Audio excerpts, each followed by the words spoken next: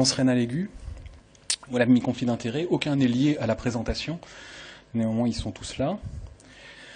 Donc vous savez que l'oligurie est un critère diagnostique de l'insuffisance rénale aiguë, qu'on sait que les insuffisances rénales aiguës sont associées à un pronostic défavorable, et que les insuffisances rénales aiguës avec oligurie et élévation de la créatinine ont un pronostic particulièrement défavorable, si bien que l'idée a germé assez tôt de relancer la diurèse par des diurétiques. Alors, à premier abord, en tout cas si c'est pour la diurèse, on est face à un dilemme. C'est notre définition de l'insuffisance rénale aiguë est basée sur la diminution du débit de filtration glomérulaire. Et en utilisant des diurétiques, on agit sur le tubule. Donc vous avez ici le glomérule, le site où on a la baisse du débit de filtration glomérulaire. Vous avez ici les sites d'action des différents diurétiques. Et vous voyez qu'effectivement, on va relancer la diurèse, augmenter la diurèse, la natriurèse, mais en agissant sur le tubule et pas du tout sur le glomérule. Donc à première vue, ça peut sembler un petit peu discordant. Néanmoins, je vous rassure, il y a des raisons tout à fait physiologiques d'essayer d'utiliser des diurétiques, même si le critère de jugement n'est pas du tout celui qu'on utilise en pratique. Et le principal, c'est que la réabsorption du sodium, qui est un des mécanismes de défense du rein en cas d'hypoperfusion rénale, est un mécanisme extrêmement coûteux en termes d'oxygénation tissulaire. Et que le rein a une perfusion qui est particulièrement spécifique, puisque c'est une perfusion qui est en série. Vous avez ici l'artériole, vous avez ici l'artère à destinée corticale, ici l'artériole afférente, l'artériole efférente, qui va donner ensuite les artères à destinée médulaire, avec tout un système de shunt qui permet d'éviter de laver le gradient de concentration au sein de l'anse, enfin, dans le pourtour de l'anse de Henle, et de concentrer nos urines. Et ce système de shunt explique une hypoperfusion médulaire qui est systématique chez tous les mammifères et qui est l'élément qui nous permet de concentrer nos urines. Si bien qu'au niveau de la jonction corticomédulaire, la PO2 tissulaire est entre 10 et 20 mm de mercure, ça dépend selon les mammifères. Et vous savez qu'en dessous de 5, on est dans les zones critiques d'hypoxie tissulaire. Donc on est vraiment dans un système qui est très finement régulé, qui est absolument fondamental pour éviter que nous ayons une diurèse de plusieurs litres de sel par jour, ce qui finirait par être un tout petit peu gênant en termes et de qualité de vie et d'hydratation en fin de journée. Mais c'est quelque chose qui est extrêmement complexe à gérer avec de très nombreux mécanismes de régulation. Alors voilà comment ça peut être visualisé. Vous avez ici l'exemple de ce qui se passe au niveau cortical, c'est la ligne en gras, et médulaire, c'est la ligne fine. Quand vous injectez un produit de contraste, vous avez une hypoxie corticale transitoire, mais vous voyez qu'il y a une hypoxie médulaire qui s'installe. Et si le mannitol n'a aucun effet, vous voyez que les diurétiques, en bloquant la réabsorption au sodium, qui est un mécanisme lié à un cotransporteur actif consommant de l'ATP, eh bien vous avez une augmentation de la pression partielle tissulaire en oxygène qui est quasiment observée chez tous les animaux. Bien évidemment, c'est un modèle animal, ça n'a pas été fait chez des patients. Mais on sait qu'après chirurgie cardiaque, de la même manière, on a une consommation d'oxygène pour chaque millimole de sodium réabsorbé qui est extrêmement importante. Vous avez ici l'oxygénation, la consommation d'oxygène rénal et le débit de filtration glomérulaire. Plus le débit de filtration glomérulaire est important, plus la consommation d'oxygène augmente.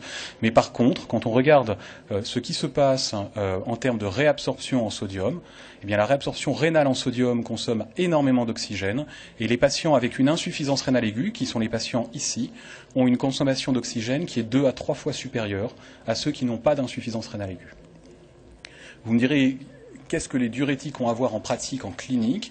Eh bien, le peu d'études qui a été réalisé sur la consommation d'oxygène et l'utilisation des diurétiques a bien mis en évidence non seulement que les diurétiques augmentaient la diurèse, augmenter la natriurèse, diminuer la réabsorption en sodium, mais en parallèle, diminuer la consommation en oxygène ou l'extraction d'O2. Donc on est sur une utilisation de diurétiques qui a un sens au jour le jour, mais qui peut ne pas avoir de sens en tout cas dans la manière dont on l'utilise, puisque quelle que soit la manière de regarder dans toutes les études qui ont été réalisées, il n'y a aucun bénéfice à l'utilisation de diurétiques en cas d'insuffisance rénale aiguë.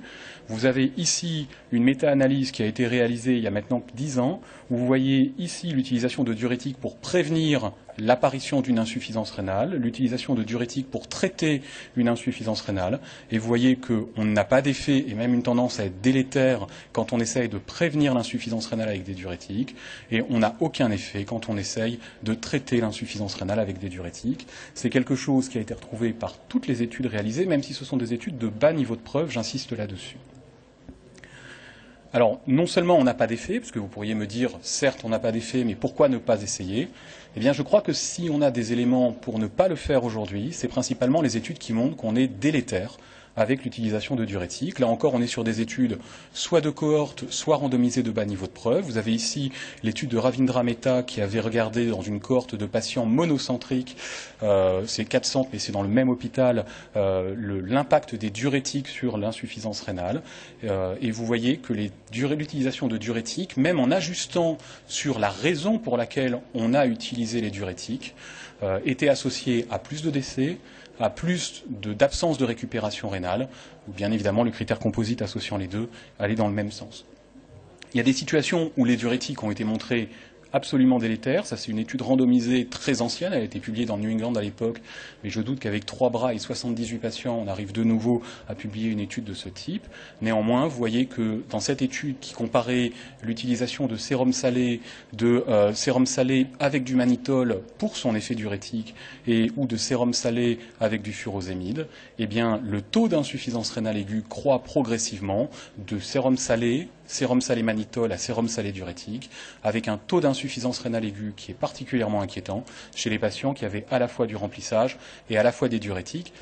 Probablement, si on essaie de synthétiser les deux informations que je vous ai données, à savoir que nous avons un effet délétère, mais on pourrait diminuer l'hypoxie médulaire, on peut conclure que, certes, on peut diminuer l'hypoxie médulaire, mais au lit du patient, au jour le jour, l'élément principal reste très probablement la pression de perfusion rénale et on n'est pas capable d'ajuster correctement le volume extracellulaire chez ces patients en utilisant des diurétiques. Un autre élément qui pousse à ne pas utiliser les diurétiques, c'est que très probablement on se trompe en interprétant l'oligurie des malades. Certes, l'oligurie est un des critères de définition de l'insuffisance rénale. Certes, les patients avec une insuffisance rénale définie à la fois par une élévation de la créatinine et une oligurie ont un pronostic très défavorable. Mais dans cette étude, qui est une étude de Kellum, qui regardait l'impact pronostic de chacun des critères d'insuffisance rénale, l'oligurie seule, la créatinine ou l'élévation de la créatinine et l'oligurie, eh bien vous voyez qu'on a une augmentation progressive de l'impact pronostic de ces critères. Et l'oligurie est clairement un des critères et le critère de l'insuffisance rénale qui est le moins associé à un pronostic défavorable en tant que tel. On peut aller plus loin, hein. On a des études maintenant assez nombreuses. C'est une des premières, celle-là, qui est celle de John Prohl, à avoir évalué cela. Mais ce n'est pas parce que vos malades sont oliguriques qu'ils vont développer une insuffisance rénale.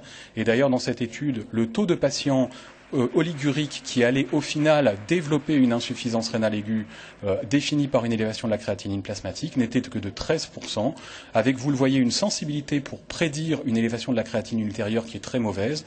Vous me direz, certes, la valeur prédictive négative est de 97%, sauf que je vous rappelle ce que c'est que la valeur prédictive négative, c'est la capacité quand le critère n'est pas là à ne pas avoir la maladie présente. Si moi, qui suis quelqu'un qui ne croit en rien, très nihiliste, je vous dis, peu importe que votre malade oligurique soit oligurique, il ne développera pas d'élévation de la créatinine plasmatique. Rien que du fait de l'incidence de l'élévation de la créatinine plasmatique, ma valeur prédictive négative est à 87%. On est donc sur un critère qui n'est pas très fiable et on peut même aller plus loin. Cette étude s'était intéressée à savoir quel était l'impact de l'oligurie et dans sa profondeur et dans sa durée sur des critères pronostiques, soit besoin d'épuration extrarénale, soit mortalité ajustée. Et vous voyez que ça, c'est le taux d'épuration extrarénale après ajustement, ça c'est la mortalité ajustée. Et vous voyez que au cut-off usuel, 0,5 et 0,3 ml par kilo et par heure. Il faut plusieurs dizaines d'heures pour être capable de prédire une épuration extrarénale avec l'oligurie. Et il faut plusieurs heures et plusieurs dizaines d'heures si on prend le critère de 0,5 ml par kilo et par heure pour prédire la mortalité. Ce sont des critères qui sont probablement très peu spécifiques de l'atteinte rénale aiguë. Et il y a des études, même si c'est un BMJ de Noël, je pense que cette étude mérite d'être présentée, puisqu'elle a réellement été réalisée. C'est une étude réalisée non pas chez des patients, mais chez des docteurs. C'est la diurèse des internes pendant leur tour de garde. C'est le nombre d'internes qui avaient développé une insuffisance rénale aiguë selon les critères de diurèse de la classification Riffel à l'époque. Et vous voyez que vous avez 22% des internes qui vont développer une oligurie de classe R, un interne qui va développer une oligurie de classe I. Les auteurs précisent qu'aucun interne n'est décédé, ils étaient assez satisfaits d'ailleurs. Et en comparant avec les patients présents le jour même, les internes avaient 2 fois plus de chances d'être oliguriques pendant leur tour de garde.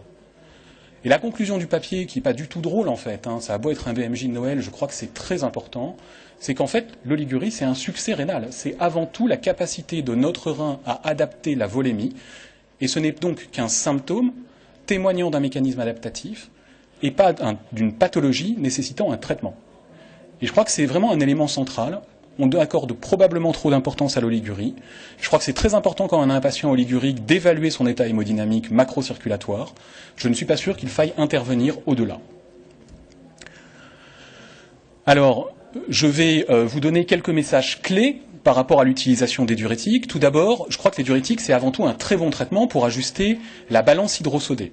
C'est absolument fondamental. On sait que les patients avec une surcharge hydrosodée sont des patients qui risquent de décéder. On sait que certaines insuffisances rénales aiguës sont liées à l'hyperhydratation extracellulaire, et je crois que chez ces patients, utiliser des diurétiques ne se discute pas. En particulier dans le syndrome cardio-rénal, ça ne se discute pas.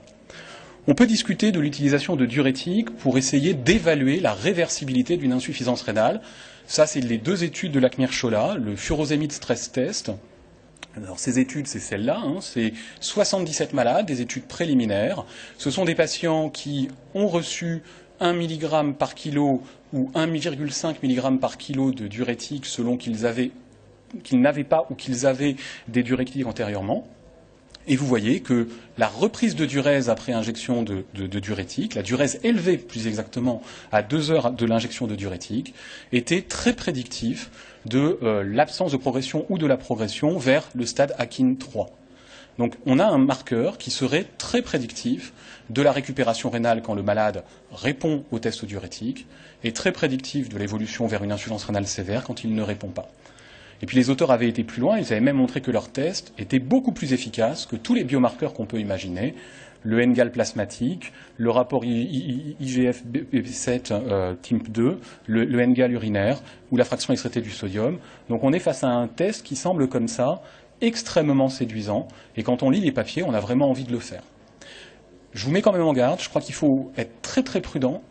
Quand on regarde de près les patients qui ont été inclus dans ces études, les malades qui répondent au test diurétique sont les malades qui ne sont pas oliguriques avant le test diurétique. Et les malades qui ne répondent pas sont oliguriques. Alors si on fait un test diurétique pour savoir si le malade est oligurique au moment où on fait le test diurétique, ça n'a pas beaucoup d'intérêt. Il n'y a aucun ajustement dans les 2 études que je viens de vous présenter. Et vous remarquez que dans cette figure-là, on ne voit pas apparaître la diurèse à H0, probablement parce que c'est la même courbe à H0. Donc je crois qu'on a besoin d'études supplémentaires, notamment d'études sur une plus grande cohorte de malades, d'études avec un ajustement sur les facteurs confondants ou d'études dans des populations sélectionnées. Et on a une étude actuellement en cours qui s'intéresse spécifiquement aux malades oliguriques. Je crois qu'avant qu'on ait ces études de confirmation, il faut être très prudent sur ces résultats qui sont certes enthousiasmants, mais dans des populations qui, à mon avis, sont tout à fait biaisées. Et puis enfin, conformément à la méta-analyse que j'ai présentée tout à l'heure sur les tests des diurétiques, conformément aux recommandations des KDIGO, je crois qu'il ne faut pas utiliser les diurétiques soit pour traiter, soit pour prévenir une insuffisance rénale aiguë dans la population des patients de réanimation. L'oligurie, c'est un vrai symptôme, ça nécessite d'évaluer les mécanismes de l'oligurie, ça nécessite d'évaluer l'état macrocirculatoire des patients, ça nécessite probablement de discuter l'utilisation de néphrotoxiques, d'adapter les doses, de rechercher une obstruction rénale, ça c'est évident. Est-ce que ça nécessite une intervention, en particulier un remplissage vasculaire dont on sait qu'il est délétère chez la majeure partie des malades, ou des diurétiques pour essayer de traiter?